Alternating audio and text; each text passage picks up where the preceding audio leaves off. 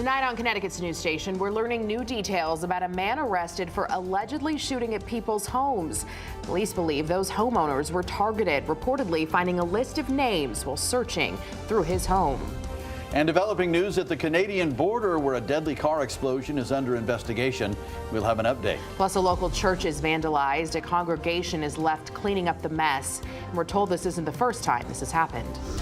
And hitting the roads this holiday season, we're hearing from residents on their way to their Thanksgiving destination. Now at 6, this is Fox 61, Connecticut's news station. And good evening and thanks for joining us for the news at 6. I'm Brent Harden. And I'm Sarah Sanchez. A Guilford man is facing multiple charges. Police say they connected him to 2 shootings in town, both happening within the last year. 2 homes were randomly struck by bullets. 39-year-old Gregory McHugh is behind bars after being arrested last night. Fox 61 New Haven County Bureau reporter Julia LeBlanc has the latest. Never in a million years you think this is going to be directed toward me and my wife and the rest of my family. Ron McGrady taking a sigh of relief after Guilford police made an arrest in a case making his skin crawl for the last month. When we found out it was definitely targeted, then we were very concerned because he was still out there. We first showed you this exclusive video and interview with McGrady last month when at least 4 shots were fired at his New England Road home in Guilford, one of them piercing through his living room. Nobody was hurt, but McGrady and his wife were home when it happened. Detectives interviewed us. We just mentioned names from, past, and they just happened to click on this one guy. That guy is 39-year-old Gregory McHugh of Guilford. Fox 61, the only camera in the courtroom Wednesday when he faced a judge for the first time after being arrested Tuesday night. I can say that we have found some correlation between these recent incidents and also the incidents that occurred back in 2017. Chief Chris Massey says back in 2017, McHugh was caught slashing the tires of cars at McGrady's home and others in the area. When McGrady mentioned him, they found out he legally owned a firearm. Cellular data revealed he was also in the area of both crime scenes at the time these incidents took place. Police got a search warrant, finding a gun and ammunition matching not only the shell casings found at New England Road, but another shooting in December of last year, where police say 6 shots were fired at a home on Fernwood Drive. In McHugh's house, police also found a list with about 100 names on it of people he graduated Guilford High with in 2003. We have drawn a connection between the 2 residences targeted as being the former homes of Mr. McHugh's classmates from Guilford High School class of 2003. A chilling thing for those involved. He's escalated over the years. Now he's upped his ante to shooting. What's his next move? Now, McGrady says his daughter did know McHugh and they did graduate together in 2003. However, they were not really part of the same friend group. Now, as for McHugh, the judge set his bond at $500,000. If he posts bond, he will be on a 24/7 lockdown with GPS monitoring. We are in Guilford. Julia LeBlanc, Fox 61, Connecticut's news station. All right, Julia, thank you. Danbury police are investigating an apparent murder-suicide tonight. It happened Monday at an apartment on Griffin Avenue there.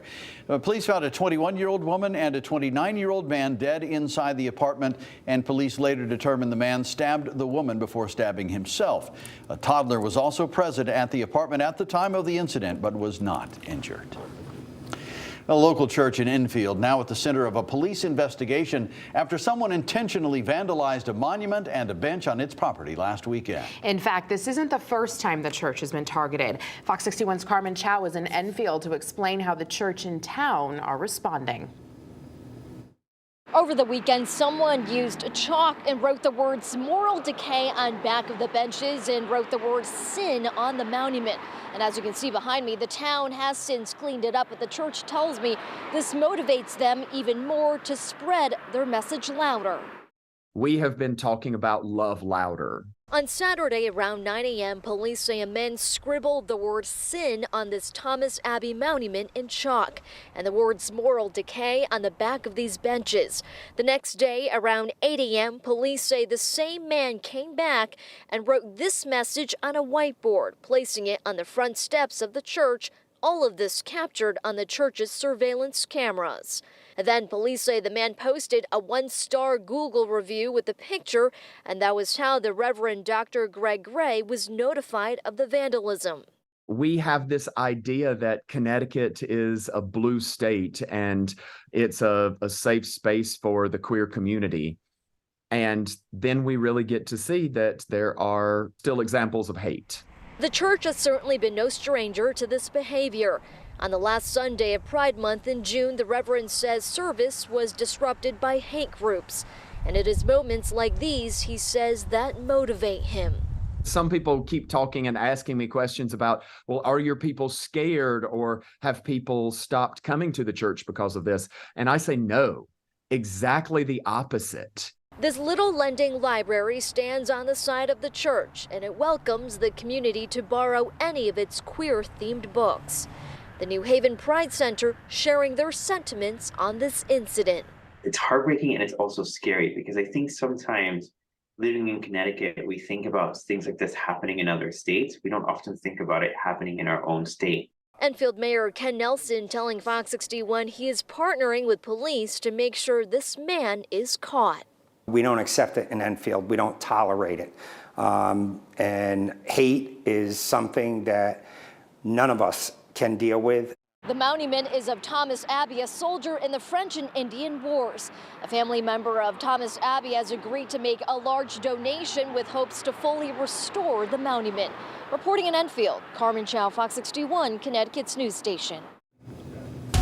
Thank you, Carmen. Turning to the weather now, some rain this morning, but it looks all dry out there tonight. Yeah, Chief Meteorologist Rachel Friend joining us now. Rach, it's going to be dry throughout the holiday weekend, right? So good looking for travelers moving forward right through this upcoming weekend as you're heading home from any Thanksgiving plans. No issues out there. The only thing that we really have to talk about is subtle differences in temperature, and you're going to feel it heading into the weekend. 48 degrees right now in the New Haven area. Again, the rain has moved out from this morning. There were some strong gusty winds this morning along the shoreline, but especially in southeastern Connecticut.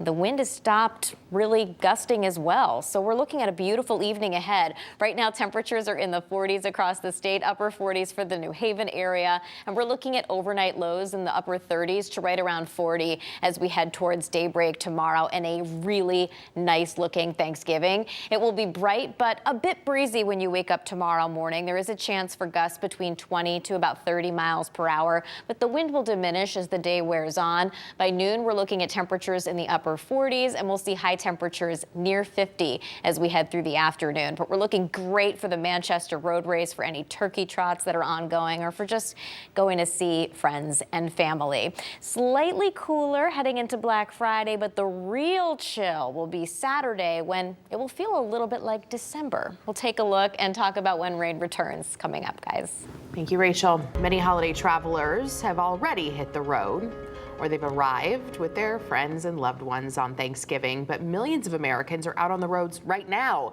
Fox 61's D'Andrea Turner joins us live from Hartford, where people are gassing up and heading out and hitting the highway. Hi, D'Andrea.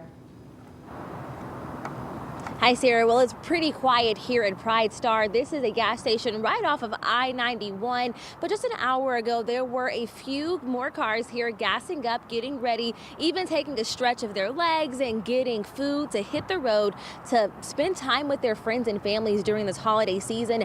And according to AAA, locally, 85% of Connecticut travelers will be traveling to their holiday destinations. And regionally, AAA says that more than 2.1 million New Englanders will be hitting the road. Now, if they didn't hit the road already, they are choosing to drive tonight. And I spoke with one family who made a pit stop in Connecticut, traveling from New York to Vermont.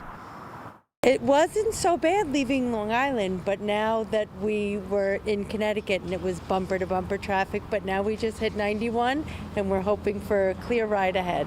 We're celebrating Thanksgiving and my mom's 80th birthday, so we rented a condo with my extended family.